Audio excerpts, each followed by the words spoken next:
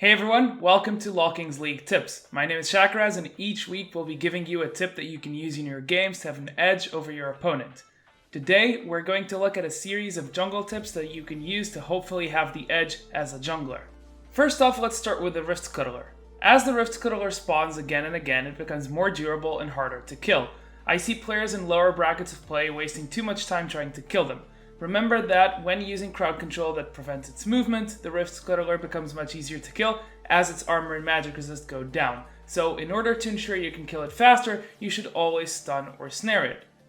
If your champion doesn't have one of these tools in its kit, you can always smite the Krug's buff in order to ensure that you have a stun to clear the Rift Scuttler. When preparing for the dragon, remember that Rift Scuttler's shrine buff is up for 75 seconds. So if you're planning on grabbing the next dragon spawn, avoid doing the Rift Scuttler too early. If you do the Scuttler closer to the dragon spawn time, you'll have the shrine up for the fight that may be happening when you contest dragon.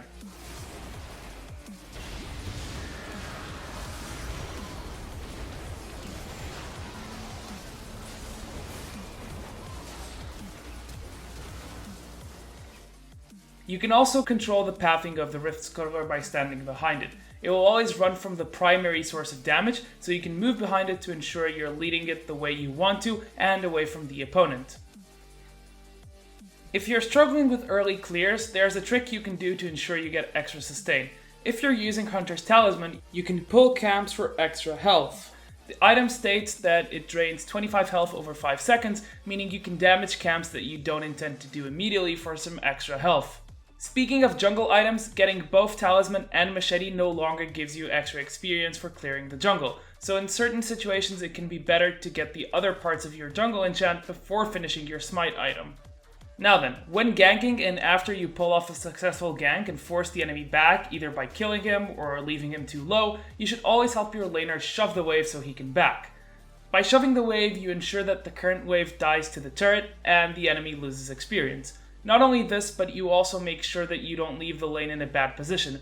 This is especially true for top lane. If you don't fully shove it in, the next minion wave will meet closer to the enemy turret, and your top laner will be open to a gank themselves, as they'll be forced to be up in the lane in order to last hit minions.